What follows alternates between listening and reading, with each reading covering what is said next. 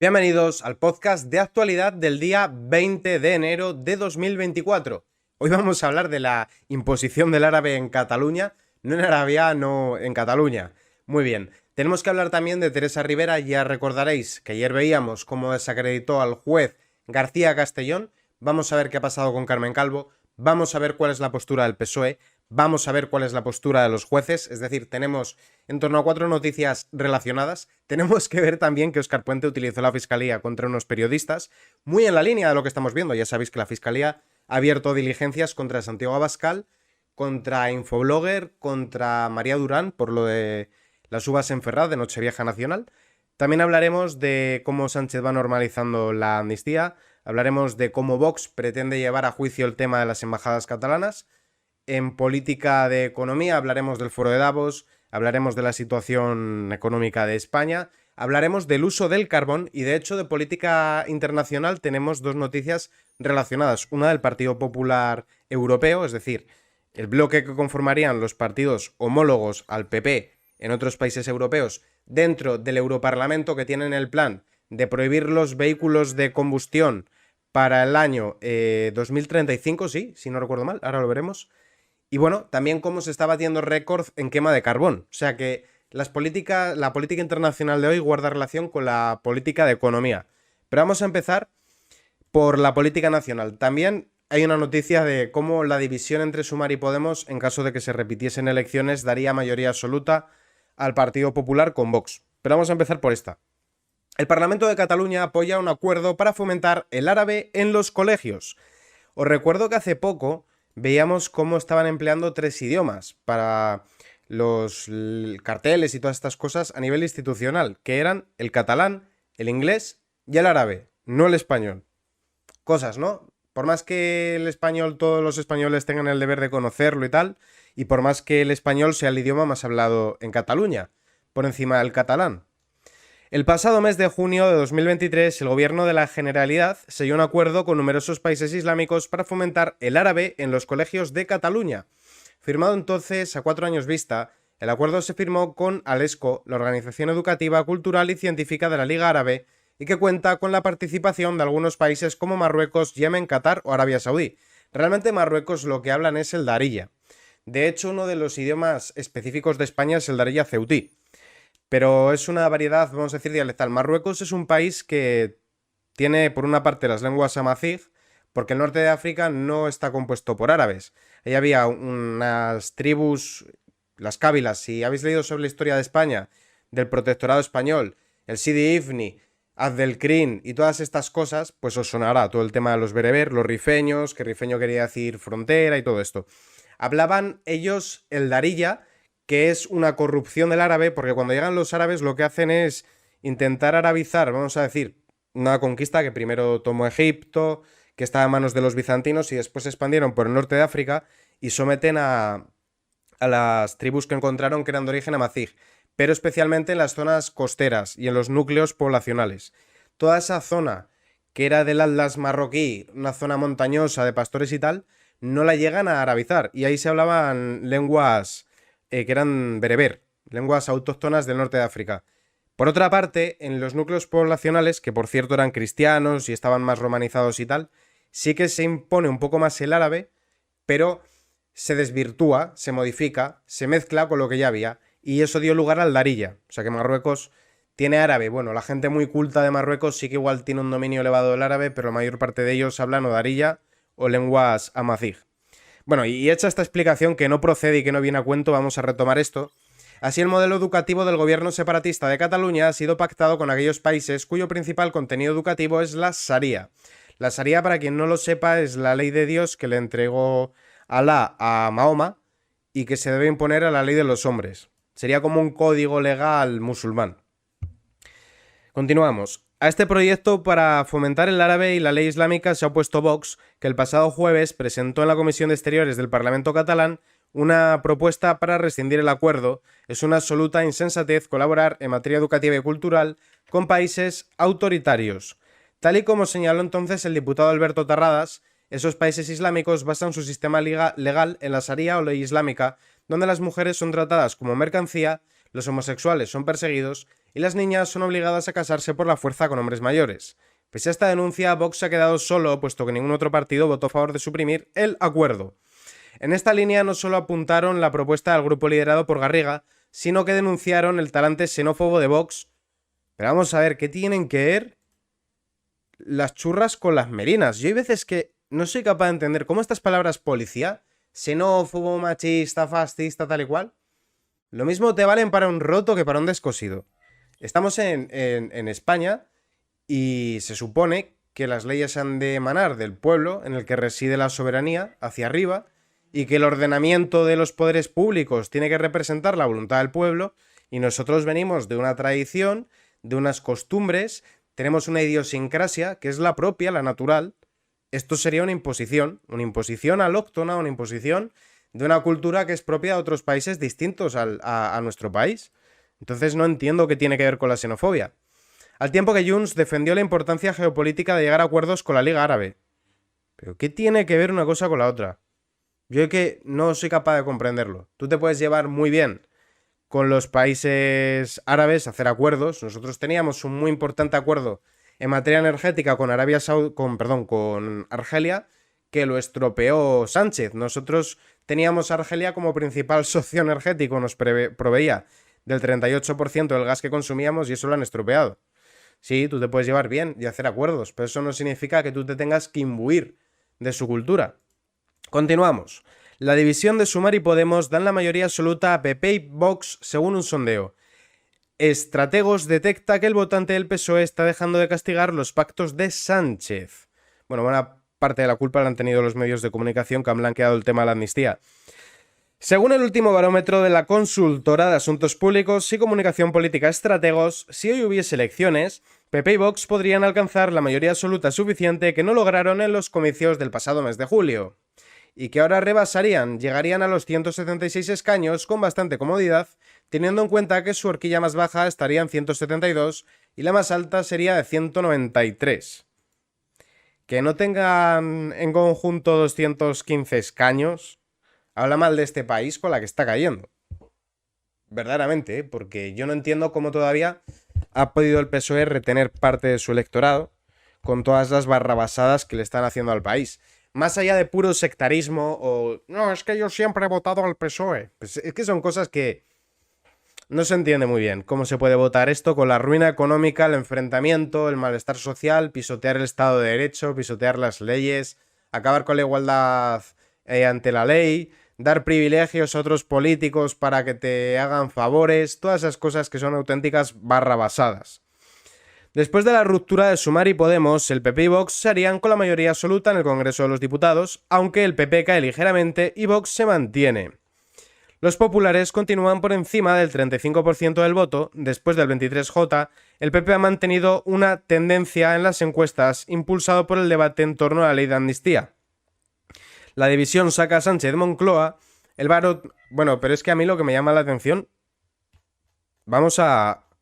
No nos quedemos solo con los datos, porque a veces cometemos el error, vale, esto es lo que me pone aquí, me quedo con el dato y punto. No, vamos a intentar hacer lecturas. La división de Sumar y Podemos da mayoría absoluta a PP y Vox, pero por ninguna parte pone que caiga el PSOE. Es decir, entendemos que el PSOE se ha mantenido más o menos fijo en intención de voto, y que la razón por la que no se mantendría Sánchez en la Moncloa sería por el desgaste de Sumar y Podemos. O sea que los que han votado al PSOE, después de todas las mentiras, mantienen su idea de votar al PSOE. Es que esto es tremendo, ¿eh? Ya digo, para mí no hay cosa más sectaria que el votante del PSOE. De hecho, incluso los votantes de Sumar y Podemos me parecen más críticos que los del PSOE. Caen las transferencias del PP. Con las estimaciones del barómetro de estrategos, el Partido Popular llegaría a los 176 con comodidad. Asimismo, el barómetro recoge cómo vuelven a caer las transferencias de voto del PSOE al PP. Una de las razones de la victoria del PP de cara al 23J fueron las transferencias de votantes socialistas que se apagaron tras los comicios. Pues eso, que van a mantener su voto fijo al PSOE. Ya está. Consideran que la ruina económica, la destrucción de empleo, el empobrecimiento, la subida de impuestos, los recortes en sanidad, la huida de empresas, la caída de la inversión extranjera no son motivos suficientes para dejar de votar al PSOE como todo lo que le está haciendo a los poderes públicos o como el recorte en libertades, les da igual. ¿Por qué? Pues porque por lo menos no gobierna la derecha, aunque tengan que hacer lo que diga Junts, que es un partido de derecha. Ya está. Rivera guarda silencio mientras Carmen Calvo evidencia la crisis socialista con respecto a la figura del juez García Castellón. El juez García Castellón le está echando unas narices impresionantes. Está arremetiendo contra el bipartidismo y el independentismo él solo. La verdad que este hombre es para construirle una estatua. Ni siquiera se ha detenido para atender a los numerosos periodistas que aguardaban su llegada en el recinto donde el PSOE celebra su convención. La vicepresidenta tercera del gobierno, Teresa Rivera, está en el punto de mira de la opinión pública tras las palabras pronunciadas sobre García Castellón, tras insistir en la tesis de terrorista en la causa sobre Tsunami Democràtic, en la que investiga al expresidente catalán Carles Puigdemont. Rivera señaló que este magistrado tiene cierta querencia a pronunciarse en momentos políticos sensibles. Yo esto lo rebatí todo. Hay un punto concreto. Ayer hice un vídeo de este tema. El de hoy va sobre inmigración. Y luego haré otro, si queréis verlo. El gobierno está desatado. En un momento determinado del vídeo, yo comentaba justamente que no se le puede acusar de sectarismo porque este juez está investigando también al Partido Popular, con lo cual no tiene ningún sentido las acusaciones de... Aquí. Las acusaciones de sectarismo. García Castellón imputa al ex número 2 de Interior con el PP por presuntas presiones al abogado de Bárcenas.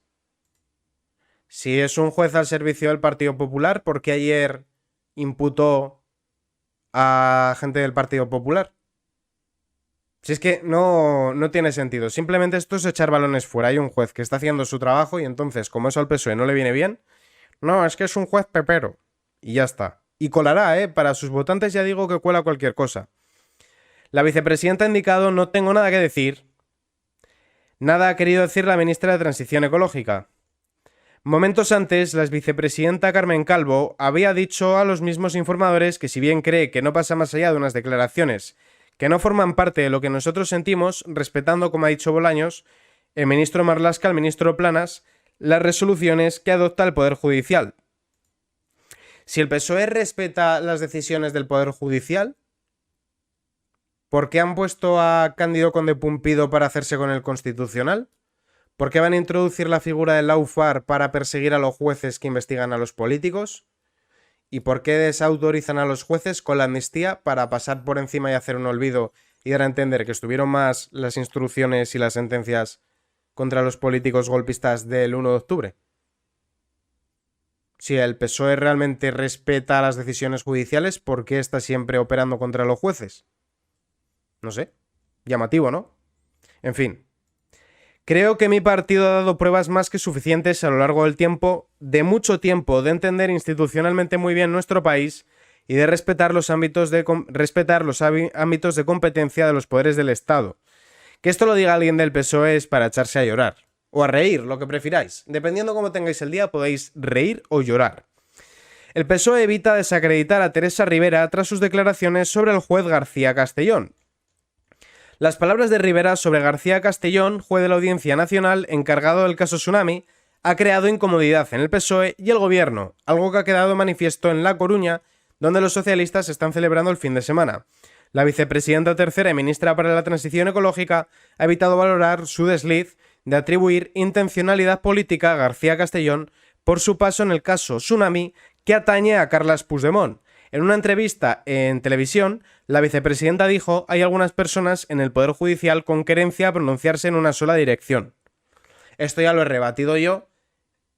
Castellón va tanto contra el independentismo como contra el bipartidismo. Es decir, cuando ve que hay un político cometiendo ilegalidades, actúa. Ya está. Va en una dirección. Bueno, si la dirección es del pueblo contra las personas que incumplen la ley del ámbito de la política, sí. Pero que lo haga por algún tipo de inclinación política, no. Sus compañeros de partido y de gobierno sí han tomado partido. Algunos han optado por defenderla y otros por desmarcarse. Ninguno ha desacreditado a Teresa Rivera, ni tan siquiera Félix Bolaños. Bueno, Félix Bolaños es el que menos puede llegar a desautorizar a nadie porque es el repelente niño Vicente que está ahí por hacerle la pelota a Pedro Sánchez. Es un... Milhouse, no sé, es un...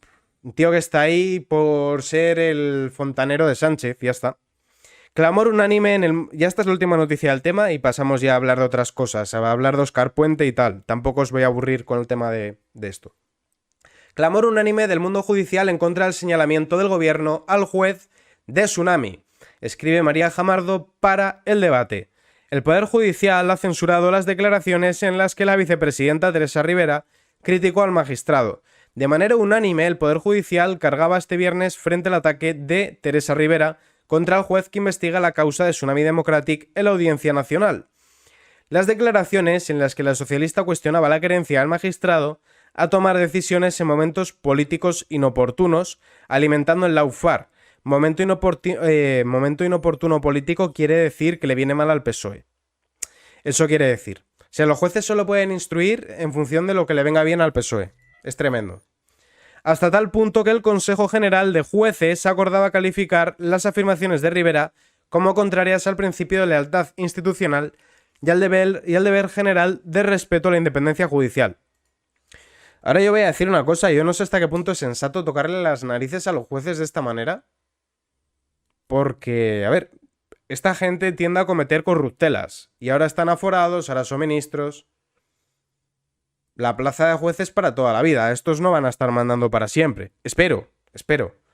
Entonces, si le tocas mucho las narices a un juez, no digo que vaya a utilizar su puesto o su poder para llevar a cabo venganzas personales, pero sí que a lo mejor esté más pendiente de lo que tú haces o dejes de hacer.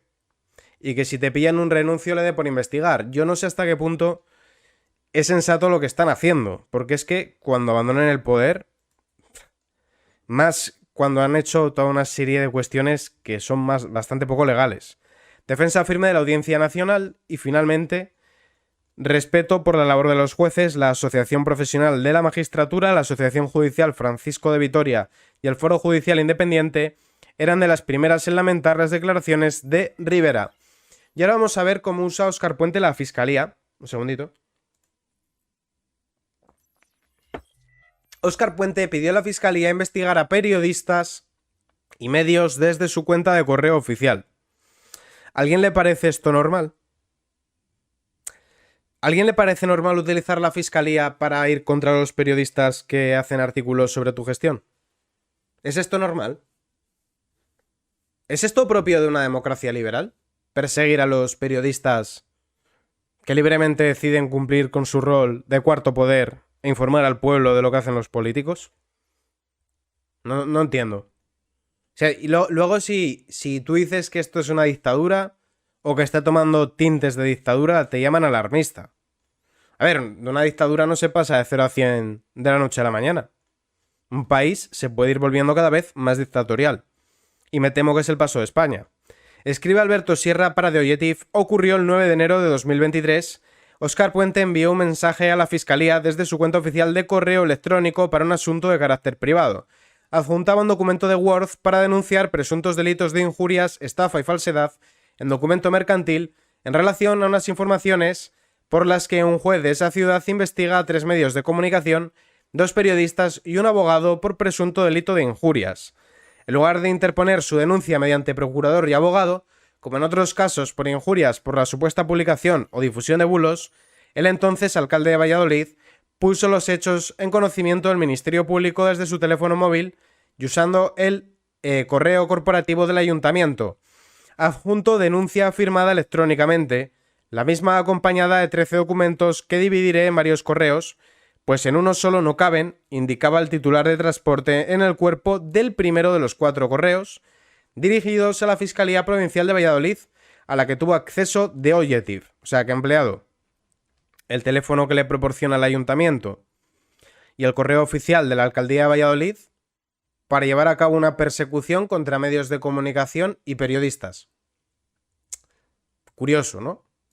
El encabezado de los 3 correos posteriores a la denuncia dejaba claro a la Fiscalía de Valladolid que el remitente era Óscar Puente, documentos acompañados a la denuncia de Óscar Puente Santiago. El último de esos correos electrónicos enviados por el ahora ministro de Transporte se remitió el 10 de enero a las 10:31, casi 24 horas después de enviar su primer correo con la denuncia. El alcalde mandó los 3 últimos documentos aportados como prueba. Puente, el fiscal y 2 magistrados. La denuncia de Puente fue tramitada con rapidez, nos ha fastidiado. ¿De quién depende la fiscalía? ¿De quién depende? Pues ya está. Apenas 30 días después de ser remitida, la jefa de la fiscalía en esa provincia, Soledad Martín, designada para el cargo pocos meses antes por el actual fiscal general del Estado, Álvaro García Ortiz, interponía una denuncia ante los juzgados de instrucción de Valladolid para solicitar la apertura de causa en relación a hechos denunciados por Óscar Puente. Se trata de una información publicada por el digital Impacto España y replicada después por la web y las redes sociales del estado de alarma, un medio digital que el ahora ministro de Transporte califica en su denuncia como difusora de bulos. Las personas y medios de comunicación denunciados por Óscar Puente eran en gran parte los mismos a los que la Fiscalía Provincial investigaba en secreto desde octubre de 2022, a raíz de 2 denuncias presentadas por el decano de los juzgados de Valladolid y al titular del juzgado de violencia de género de esa ciudad. Sin investigar la veracidad de las noticias, entre agosto de 2022 y enero de 2023, la Fiscalía dio por suficientes los indicios. En su denuncia, Puente tacha de bulo la información, asegura que es falso que disponga de cuentas en el extranjero y niega relación alguna con el decano de los juzgados de Valladolid. Los 2 magistrados, por su parte, aportaron ante el Ministerio Público documentos de servicio de prevención de blanqueo de capitales. ¿Y si él entiende que se ha cometido un delito de calumnias contra su persona, o un delito contra el honor, o que le están difamando? ¿Por qué no interpone él una denuncia civil? ¿Por qué lo está haciendo desde su posición de alcalde? No entiendo. De verdad que no. La Fiscalía secunda al ministro, la fiscal jefe de Valladolid unió las denuncias de Puente y los magistrados bajo unas mismas diligencias.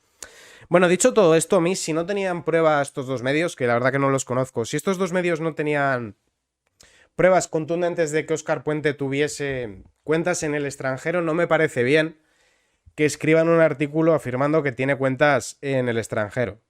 Si es que no tienen pruebas.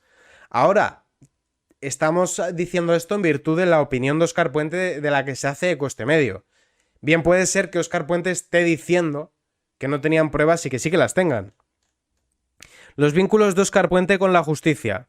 La fiscal jefe de Valladolid también interesó la suspensión de las cuentas de Twitter de otras personas denunciadas por compartir supuestas noticias falsas investigadas, entre ellos un abogado y padre de 3 hijos que denunciaba en sus redes una presunta trama de funcionarios judiciales vinculados a su caso de divorcio, un pleito en el que dice haber sufrido numerosas irregularidades y por el que afirma que sus hijos llevan 2 años bajo secuestro administrativo como consecuencia de sus denuncias contra la actuación del juez decano y de otros funcionarios judiciales. Divorcio de fondo. Bueno, de todas formas, os voy a enseñar un trastorno que hay, que se llama querulencia, que a la luz de cómo se comporta Óscar Puente, pues la verdad que... Querulencia, en psicología, reacción hostil y reivindicativa de sujetos que se creen lesionados y consideran que el perjuicio ha sido subestimado.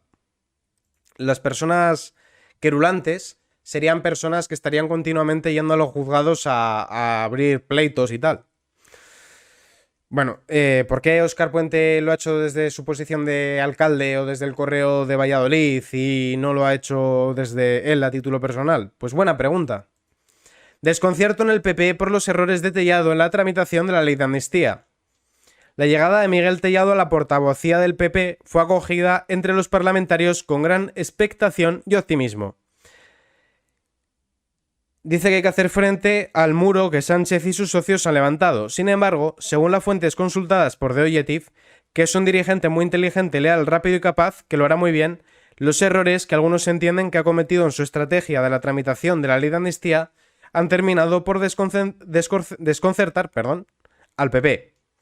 Además, le recriminan su temor a que se comuniquen con los medios de comunicación. Lo que hay que controlar es que se habla, y yo lo entiendo, no podemos decir cosas de unos y otros, chismes, y no con quien se habla. 3 son las cuestiones que han provocado la inquietud, y que algunos achacan a la precipitación con la que ha tomado sus decisiones. Comentan con poco conocimiento todavía de cómo funcionan los procedimientos en el Congreso, por un lado. Esta inquietud comenzó con la confusa propuesta de ilegalización de los partidos políticos dentro de la enmienda a la totalidad a la proposición de ley de amnistía del PSOE, continuó con la precipitada denuncia del retraso en la entrada del informe de los letrados de la Comisión de Justicia contra la citada norma y, por último, causó cierto malestar su intervención en la reunión conjunta de diputados y senadores. En este conclave, algunos diputados percibieron cierto reproche al trabajo que habíamos realizado, al pedirnos ser activos, como si no lo fuéramos, con un tono que no gustó, y el aspecto más polémico, que no habláramos con la prensa. ¿Y por qué no tienen que hablar con la prensa? No sé. En cuanto a la enmienda parcial del PP a la ley de amnistía, en la que pedían la ilegalización de los partidos políticos que promuevan consultas ilegales o declaren la independencia de una parte del territorio nacional, el primero en recoger la incomodidad fue Alberto Núñez Feijóo. Tellado no informó al Grupo Popular de la incorporación de esta enmienda. La segunda...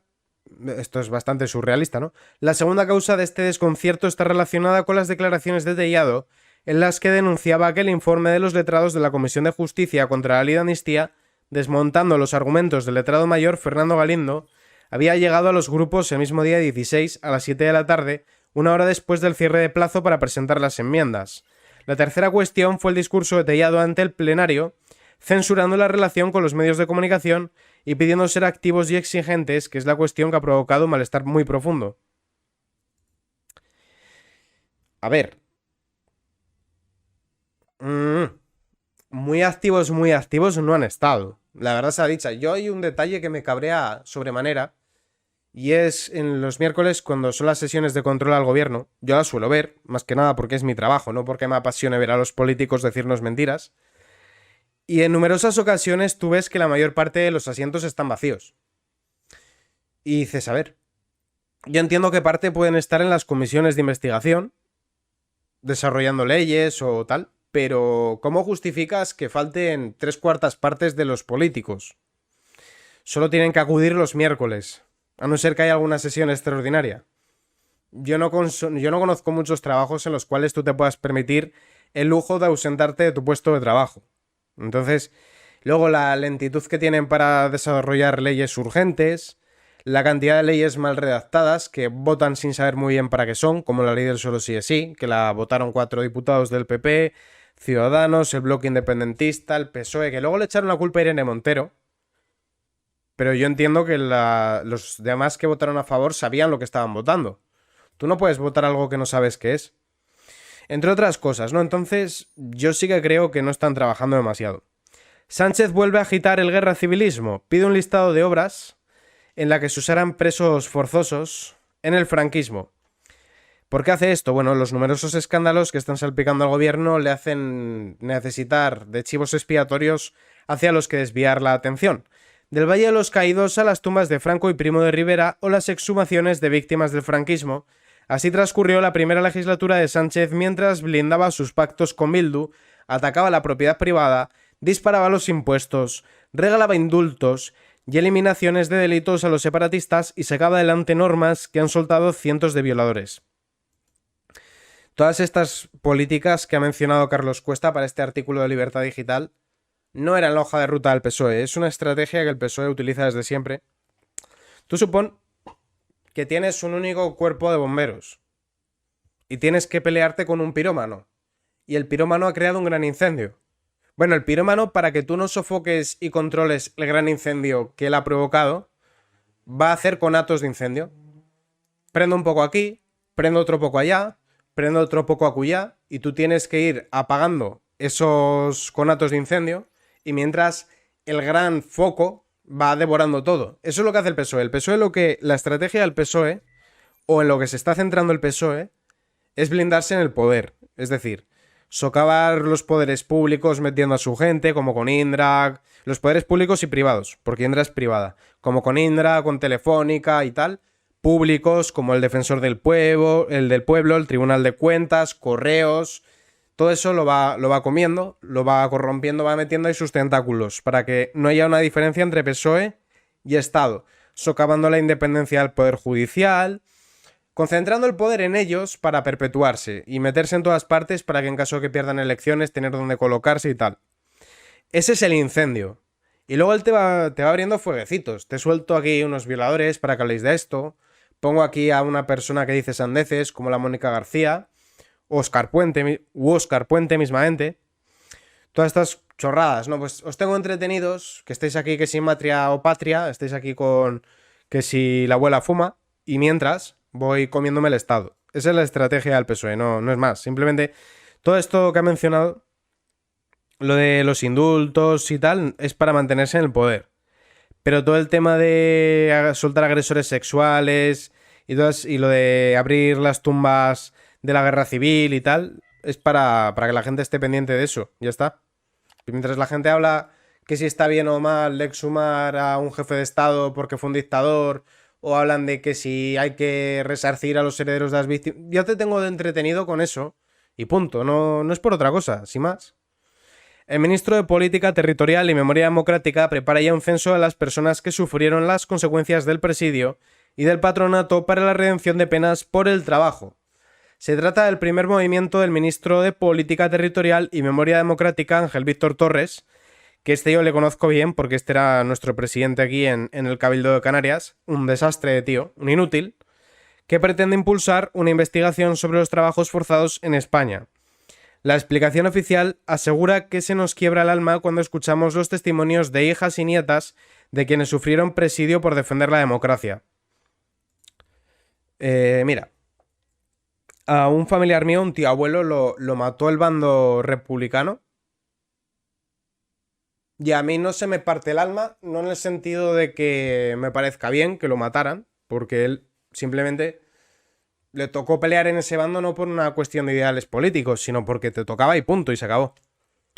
Pero yo no lo conocí, quiero decir, yo no siento que me deba dar explicaciones el Estado español actual o los partidos que conformaban la República como el PSOE por aquello. Yo entiendo que en una guerra pasan estas cosas. A mí me cuesta creer que una nieta rompa a llorar porque perdiese la vida en una guerra a alguien a quien no conoció. Puedes sentir cierta rabia, ¿no? De que qué terrible que por las guerras muera gente y tal. Sí, eso sí, ¿no? O decir, mira, igual hubiese podido conocer. Pero ya está, eso de que cope toda tu atención o que te cree un gran sentimiento de impotencia que te provoque el llanto, yo es que no me lo creo. Yo no me creo que te pueda provocar esa situación, honestamente.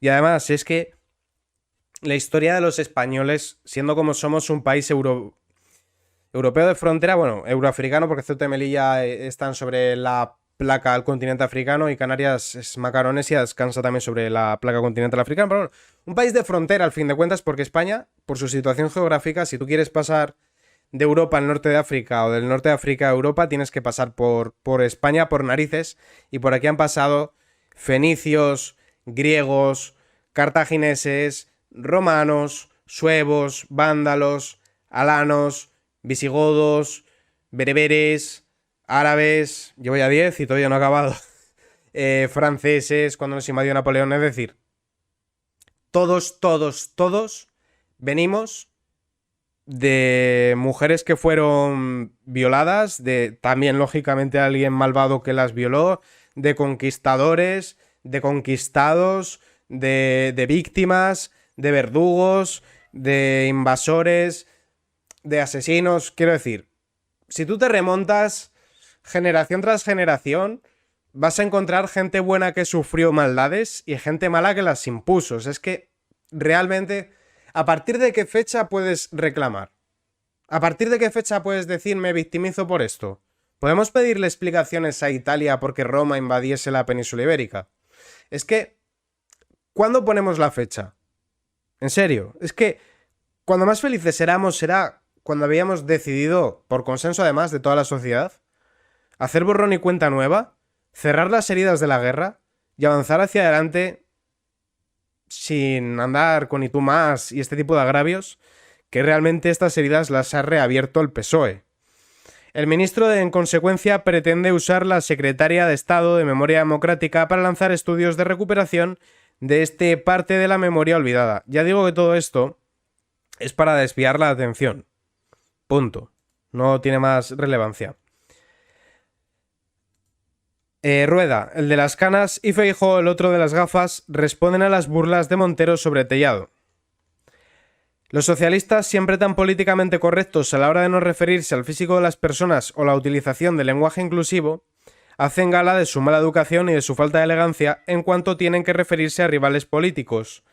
María Jesús Montero ha participado en un coloquio en La Coruña en el marco de convención del PSOE. La también vicepresidenta general del PSOE ha aprovechado para llamar a Miguel Tellado, para contestar a Miguel Tellado, portavoz del PP en el Congreso, que había tachado de cortina de humo del gobierno las últimas noticias sobre la Operación Cataluña. Con el PP todo vale. Montero se ha referido en tono despectivo a Tellado como este hombre que habéis mandado para Madrid, el de las gafas. Bueno, los dos tienen gafas. El que tiene menos pelo, Miguel Tellado. La gracieta no ha parecido provocar el efecto deseado en la audiencia. Es que lo de insultar o no está bien o mal, dependiendo de... Me acuerdo una vez que Albert Rivera, le dijo a María Jesús Montero chiqui y la acusaron de machista. Y le dijo chiqui porque ella dijo chiqui en una periodista, ¿no? Vamos a ver ahora esto de Vox que os comentaba yo antes. Vox pedirá en el Senado el cierre de las embajadas catalanas y más mecanismos de control. Ángel Pelayo ha registrado una moción en la Comisión de Comunidades Autónomas con el objetivo de mejorar la eficiencia del gasto público mediante la reducción del despilfarro que no contribuye al bien común de los españoles. Denuncia al senador en su exposición de motivos que los partidos separatistas, con el beneplácito del gobierno, están haciendo uso de las instituciones y de los fondos públicos para promover la quiebra de la unidad de España, y pone como ejemplo la proliferación de las mal llamadas embajadas de ciertos ejecutivos regionales fuera de España. En definitiva, Vox advierte en su moción, el gobierno del PSOE ha renunciado a custodiar el dinero de todos los españoles con la diligencia mínimamente exigible, y el gasto que realiza prescinde de cualquier exigencia ética o de la búsqueda de la excelencia. No existe la más mínima voluntad de reformar el sector público, de auditar el número de entidades, ni la gestión del sector público, incluidos el elevado número de entes instrumentales de observatorios, organismos, comisionados, consorcios o fondos carentes de personalidad jurídica. Estaría bien que cuando pagamos, hacemos la declaración de la renta, a mí me toca el día 20 hoy, no, me lo tendrán que aplazar al lunes. A mí el lunes me toca pagar la trimestral por ser autónomo, más todos los meses yo pago la cuota y como todos los españoles, ¿no? El que está contratado el IRPF, el empleador, el empresario tiene que pagar la seguridad social, pagamos una burrada de impuestos, el IVA, tal y cual. Qué bueno sería que en cada vez que pagáramos impuestos, vas a hacer la compra tal y cual, te digan, estás pagando tanta cantidad de impuestos, esto va para gasto político, para asesores, todo lo que hemos mencionado ahora, ¿no? Observatorios, organismos comisionados tal y cual, esto para tal, esto para cual, y para sanidad, educación y tal, solo esto. Ya veríais qué rápido se acababa todo el rollo de es necesario pagar impuestos porque la sanidad, las carreteras... Que es mentira porque luego la parte que va destinada a eso es mínima. Vamos a hablar ahora de política internacional y luego pasamos a política económica, pero ya digo que se van a solapar, ¿vale? Va a ir un poco de la mano. ¿Por qué? Porque vamos a hablar de la transición esta rara que hacen. Los populares europeos plantean acabar con la prohibición de vender coches de combustión a partir de 2035. Esto ya lo dijo en su momento Alberto Núñez Feijóo. El Partido Popular Europeo ya se opuso en el Parlamento Europeo a esta medida y ahora puede convertirse en una de sus propuestas estrella. Porque el Partido Popular siempre va a rebufo del Partido Socialista, no solo en España. Las elecciones europeas están... De hecho, os voy a decir una cosa. ¿El PP de Rajoy o el PP de Feijóo se parece más al PSOE de Felipe González que el PSOE de... O sea, perdón. El PP de Rajoy o Feijóo se parece más al PSOE de Felipe González que el PSOE de Zapatero o de Sánchez. Porque el PSOE siempre se va escorando hacia la izquierda y el PP siempre va a rebufo de lo que hace el PSOE. Pensadlo. Cómo gobernaban, tal igual. A esta medida ya se opusieron en el Parlamento Europeo, aunque no exenta de polémica a nivel interno. De hecho, Ursula von der Leyen ha hecho de las políticas verdes uno de los ejes principales de su legislatura, respaldada por la izquierda y los verdes. Fuentes internas aseguran que entre ella y el que fuera máximo responsable de políticas climáticas, el holandés Frans Timmermans, existía una competición para ver quién imponía más límites a las emisiones de efecto invernadero. Esta carrera hacia el suicidio de la independencia estratégica europea explicaría, entre otras cosas, la decisión de reducir en un 90% las emisiones para 2050. Aunque el texto no es definitivo, se discutirá la semana que viene. Ya deja entrever que existe una divergencia entre von der Leyen y Weber. ¿Quién narices es? ¿Von der Leyen o Feijóo? Para decirme a mí que no puedo ir a... Por ejemplo, cuando hago la compra grande semanal, que me voy al hipermercado, me voy a una compra grande en Alcampo y luego voy comprando en Mercadona, Hiperdino y tal, cositas que me puedan ir haciendo falta, Lidl, alguna cosita tal, si hay alguna oferta. Y cuando tú vas a hacer la compra grande, tú vas con el coche, porque vas a llevar varias bolsas, las tienes que llevar en el maletero y tal. ¿Quién es Feijóo para decirme que tengo que ir andando y volver cargado de hacer 2 kilómetros con bolsas de la compra? O usar transporte público. ¿Quién es él? Para decirme que yo con mi dinero no puedo comprarme un coche. Es que os dais cuenta de lo liberticidas que son, lo autoritarios que son. Cómo nos tratan como a borregos, como a ganados. No, yo te voy a encerrar aquí por tu bien y yo te voy a ordeñar por tu bien. Y ordeñar, entiéndase, quitarte el dinero, subirte los impuestos. Y cuando no me sirvas, te mando al matadero por tu bien también. O sea, es que... no sé. Y hay gente que lo aplaude con las orejas. No, es porque el clima... Mira, de verdad, es tremendo. El uso del carbón para generar electricidad alcanzó su nivel récord en 2023. Llámenlo heterogénesis de los fines o ley de consecuencias no deseadas, da igual. El caso es que el estamento político más obsesionado con alcanzar un nivel cero de emisiones de carbono ha acabado propiciando un récord en el uso del carbón para producir electricidad. Según informa Reuters, recogiendo datos del grupo de expertos medioambientales ENVER, la generación mundial de energía a partir de carbón alcanzó un nivel récord en 2023. Dicho de otra manera, países como China, India e Indonesia pueden quemar carbón como locos, pueden quemar carbón a lo loco, pero nosotros no podemos ir en coche porque lo dice el PP. O sea, el PP ha decidido que no puedes ir a trabajar en coche, no puedes ir a hacer una compra grande en coche. No, vete andando. Llegas sudado, oliendo mal, no, suda. Tú vas a ir sudado a trabajar. O si llueve vas a ir calado. Pero, mientras tanto, dejamos que, pues bueno, pasa esto, ¿no? Se dispara la quema de carbón, récord históricos, polución, pero vean, eso está bien, eso está maravilloso. Increíble. Ahora toca hablar de política económica. El ecologista Sánchez alquila un avión privado para ir a La Coruña pese a que hay 7 vuelos regulares. Qué raro que no haya usado el Falcon. Sánchez ha viajado a Coruña en jet privado, el mismo lujoso avión que el PSOE alquiló durante las últimas 2 campañas electorales, operado por Gestair.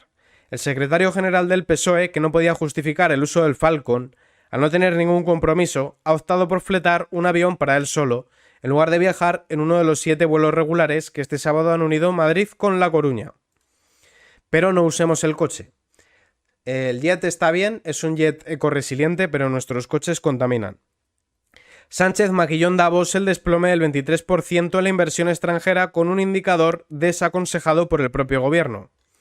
Sanchinflas volvió a sacar pecho esta semana en Davos a cuenta de las cifras económicas españolas, entre ellas de la inversión extranjera en España.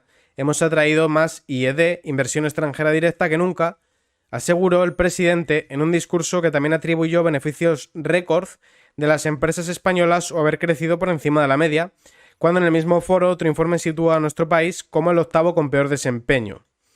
En materia de inversión, el presidente hizo referencia a los últimos datos publicados por la Secretaría de Estado de Comercio. Según Comercio, la inversión extranjera en España ascendió a 21.232 millones en los 9 primeros meses, una evolución de la que también sacó pecho el ministro de Industria, Jordi Hereu. Sin embargo, tanto Sánchez como previamente Comercio utilizaron como métrica la inversión extranjera total, cuando los expertos aconsejan medir este indicador teniendo en cuenta la inversión extranjera en España sin entidades de tendencia de valores extranjeros, unos datos que en realidad muestran un fuerte retroceso del 23,3 en los 9 primeros meses, es decir, que dicen que sube cuando en realidad baja. Y última noticia de economía y por ende última noticia del podcast, Davos, anticapitalismo y la gran pregunta, ¿esto quién lo paga y por qué? Cuando empecé a trabajar de periodista, una de las primeras cosas que me sorprendió fueron los mini Davos. No digo Davos porque en la ciudad suiza no tengo el gusto de haber acudido. Más o menos el esquema es como sigue. Convocatoria para hablar de las nuevas tecnologías en España en un hotel de 5 estrellas en Madrid. Lo apadrina un medio de comunicación y es habitual que alguna empresa pública esté allí, con su nombre en los paneles de patrocinadores. Pero lo que de verdad paga la fiesta son los 3 o 4 sponsors, casi siempre grandes compañías del sector. Para los que no han ido nunca ya les digo yo que no se pierden demasiado. El resultado es tirando aburrido, comienza con conferencia inaugural del ministro del ramo, que es el que saldrá en las noticias, 4 o 5 mesas redondas en las que alternan CEO de compañías del sector con algún periodista o académico más o menos conocido, comida a las 3:30, o sea, a la 1:30, 2, un par de charlas más por la tarde y a las 7 clausura con alguien de la Comunidad de Madrid, si puede ser Ayuso mejor. Desde el primero al que asistí, me pregunté siempre quién paga esto, si ya lo sé, los patrocinadores, y muchas veces los asistentes. En realidad la pregunta es ¿por qué pagan o mejor, para qué? Respuesta del entendido para hacer contactos y merece la pena. Otro gesto hastío. No lo entiendes, aquí se reúne todo el sector y también los policy makers. A cualquier empresa le viene bien estar cerca y llevarse bien con quien toma las decisiones. Lo primero, lo del sector, es la mejor excusa. Si está bien montado, es cierto que una reunión de este tipo puede ser una buena oportunidad para reunirse con clientes. Y si hay algunos bien montados, en general, cuanto más pequeño y centrado en algo concreto, mejor. Mi impresión es que a menudo lo relevante de verdad es lo segundo, lo de los políticos, las relaciones públicas y el lobby. Esto también te lo explican para justificarse. Llegados a este punto, uno se cuestiona si el coste, y no es pequeño para las empresas que patrocinan estas cosas, o incluso para las que siempre asisten como oyentes, merece la pena. Aquí la pregunta correcta es, ¿le merece la pena a las empresas o le merece la pena a su CEO a nivel personal? Acudir a Davos no es barato. Aquí la prensa americana, haciendo un recuento de los precios, se encuentra desde los $60 por menú hasta los 2.800 por alquiler de un apartamento. ¿Por qué? La discusión sobre si lo que se gasta en este dineral le sacan rédito o no sería eterna. Mi intuición es que para la mayoría de participantes la respuesta es no. Pues bueno, que son un atajo de viejo progres diciendo sandeces y queriendo regular nuestras vidas. Gente que le gusta, pues, hacer un circulito y darse palmadas, por no decir chuparse algo entre ellos y decir lo importantes que son y que la chusma está equivocada y que nos tienen que dirigir la vida. Con esta noticia acabamos el podcast de hoy, del día 20 de enero de 2024, y muchísimas gracias a todos por verme.